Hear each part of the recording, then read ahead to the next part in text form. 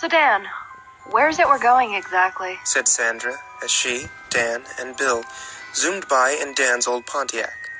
Sorry, Sandra, can't tell you. But when we get there, you'll be thanking me. So they drove on for a couple more hours. Finally, they arrived in an old abandoned warehouse. The reason is because this place right here is haunted. Sandra and Bill both looked at each other. Dan, sensing their disbelief, said, No, really, there are all sorts of stories about this place. Here, I'll tell you guys one. Oh, goody. Okay, it all started a year or so ago. Some kids were using this place as a sort of hangout or something. So, one day, the kids heard a noise come from the back of the warehouse. Said it was a crashing sound? Yeah, like something fell over or something. So they sent one of the kids to go check it out. Well, after a couple minutes, the kid doesn't come back. Now, they're getting scared, thinking something could have happened to him. So they're getting ready to go look for him, when all of a sudden, he runs straight towards them. Now when he appears, his arms are all bloody, he has scratch marks on his shoulders, and a black eye. The kids asked him who did this. All he said was, him.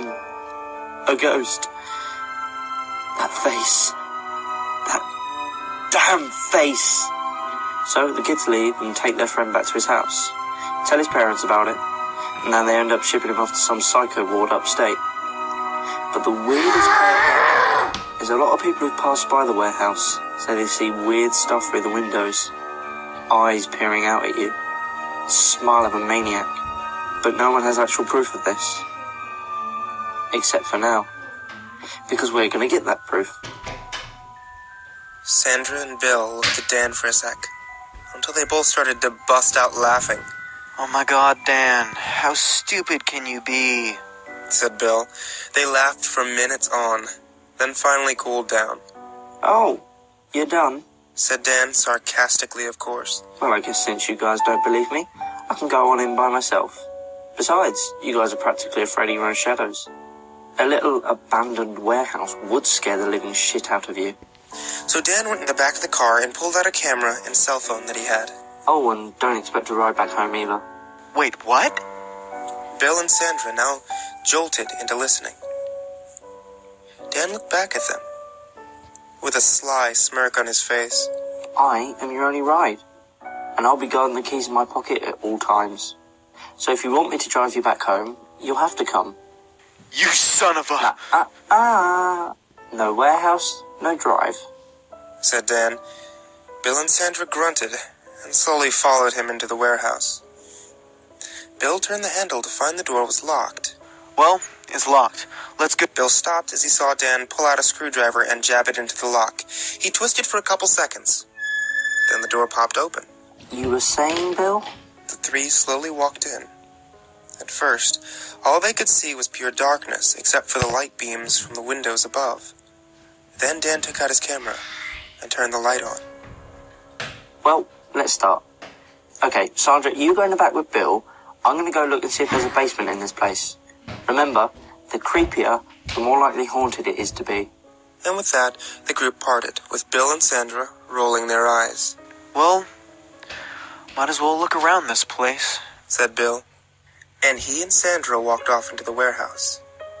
Meanwhile, Dan skimmed around the walls until he found two gate doors. He used his screwdriver on the lock and opened it. Well, there you are, he says as he flashes the light down into the darkness below. He slowly walks down the steps, but a couple of stairs down he stops. Along the walls are carvings of some kind. Weird, he says as he continues his journey down. Can ghosts physically do that? As he contemplated on that, he suddenly slips on something and falls, losing his grip on the camera in his hands and plummeting into the darkness. As he finally hits the ground, he lets out a son of a bitch! He slowly rose up, his entire body aching and covered in something. He crouched down and dipped his fingers into the liquid substance on the floor. He held it up to his nose and sniffed it, though he couldn't tell what it was that he was covered in. He looked to see any light coming from his camera. None was visible. Damn it. Must be broken. He turned and walked into the corridor at the end of the stairs when he walked straight into a door. Oh, damn it! He yelled as he rubbed his throbbing nose. He stood and grabbed for the handle of the door and found it easily pulled open. He walked into the basement, now skimming his feet along the floor to make sure he didn't fall. His foot hit a snag or something, and he lifted his leg over it.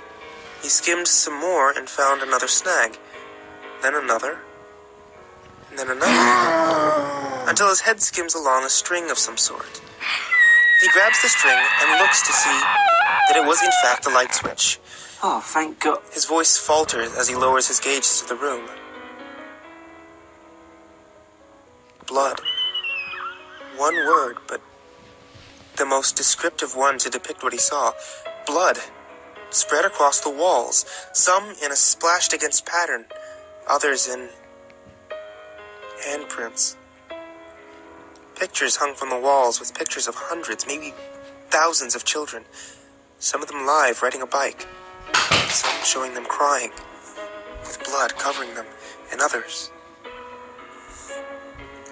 just lifeless corpses. Dan slowly stepped back, not able to comprehend the gore that lied in front of him. As he does, his foot hits another snag. He looks back to see what it was. He vomits, while also letting out a gut-wrenching cry. He stood there, puking and crying at what he saw. Behind him lay the mutilated body of a little girl. As the tears start to unblock his vision, he can see more poor children. Some missing limbs, some with eyes gouged out, some even with the face of panic that they once had left on their face. Dan slowly trembles as he remembers something.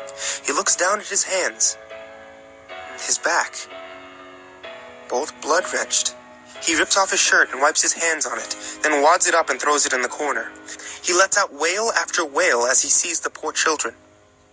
He slowly and carefully steps over their bodies, trying not to cause them any more distress. He stops and wipes his eyes. He's halfway to the door when he hears footsteps. He wipes off one last tear and listens as the footsteps get closer. Bill? Sandra, is that you? Just don't come down here, okay? No response. The footsteps continue to get closer. Bill, Sandra, don't. Just go away. Yet the footsteps get closer. Get away. Just fucking go. Yet the footsteps get closer. I can't look. It's so horrible. Tears streaming down his eyes. He covers them. Suddenly, the footsteps stop. Dan wipes his nose. Guys, just go. A knife seemingly comes out of nowhere and jabs Dan in the neck. He tries to wail out, but a hand covers his mouth. As he slowly dies, all he sees is the face of his killer in front of him. White skin, black eyes that bore into your soul, and a god-awful smile. Shh, says the killer. It's okay, my friend. It's nap time. Close your eyes and go to sleep. As Dan falls to the floor, his last thought is of how devilish and horrifying that thing said those final words. Go to sleep. Meanwhile, up top, Bill and Sandra spend their time lounging on the many leftover grates and merely tap on the wood. Man, how long has Dan been gone? I just want to get the hell out of this place. Let him play with this little camera and let him see this is all bullshit. Then later we can all talk on the subject of how much of a dumbass he is. Agreed? Bill can't help but grin and nod. So they spend some time talking and randomly switching grates. Soon, it seems like Dan is never coming back. Bill, how long has it been? Bill looks at his watch. An hour? What the the hell, Dan? He yells into the expanse of the warehouse. That's it. I'm sick of this. I am going to go look for him. You coming, Sandra? Sandra shakes her head and says, Nah, I know Dan. He always plays jokes like this on people. You go, and I bet you he's ready to scare the shit out of you. but Bill doesn't care. He just wants to get the hell out of here. So Sandra just sits there and occupies her time by humming or picking under her nails, you know, miscellaneous crap like that. So after a couple of minutes or so, she's humming to a tune she was listening to the other day when she sees a figure cross behind a crate. Dan, over here!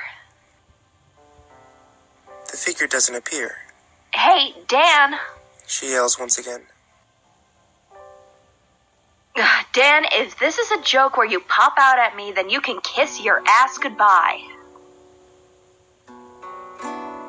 Still no response. Sandra grunted and got up.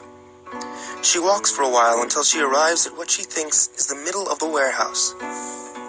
Dan? Where are you? She asks the nothingness in front of her. She looks through the area until she sees a figure standing in the shadow of a huge grate. Dan! There you are. Come on, let's go find Bill and get the hell out of here. The figure stands there, motionless. Come on, Dan. There's no such thing as ghosts. I don't even know why we came here. The figure slowly comes forward. I believe you, he says, but not in Dan's voice. As he emerges and she sees the killer's face, she steps back in terror. Oh my god. I do believe you, the figure continues. There are no ghosts. Those are fake terrors, imaginary, thought up by those who mistake them for real terrors. Now think of real terrors. Like me. You can see me, touch me, hear the words I'm speaking now. And now, I will unleash some terror on you.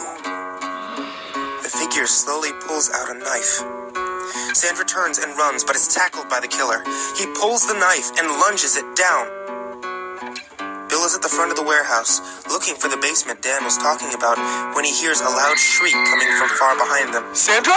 He yells and runs back to her. When he arrives, he sees her, sprawled on the ground. Extruding from her back is a knife, embedded in the color red from what could only be hundreds of kills. Bill slowly walks over to her and falls to her side. Oh, Sandra.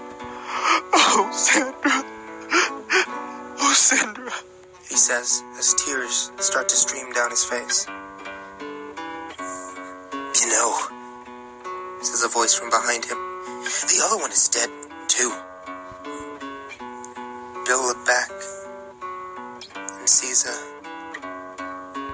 well, he doesn't know what the hell it is. Some demented person is his best guess. Oh, don't worry. You'll soon be with him. Bill turns and pulls the knife from Sandra. You did this? You bastard! I'll kill you! He yells as he rushes the man. The man ducks as he swipes at him, grabs his hand and twists it. A sharp cracking sound emits from it. Bill lets out a wail of pain and drops the knife. The man elbows him in the stomach and throws him to the ground as he retrieves the knife. My poor, deluded-minded friend. Can't you see? You should be happy. I'm ending all the suffering that the world might bring you. Bill jolts up in an attempt to tackle him, but he just slashes his arm and knocks Bill to the ground. Away from those who deceive you, who think that just because you have a different look and a mindset than others, you should be locked up. Bill springs at him, and he kicks him down, lying his foot on Bill's chest. All those people who think your face is different,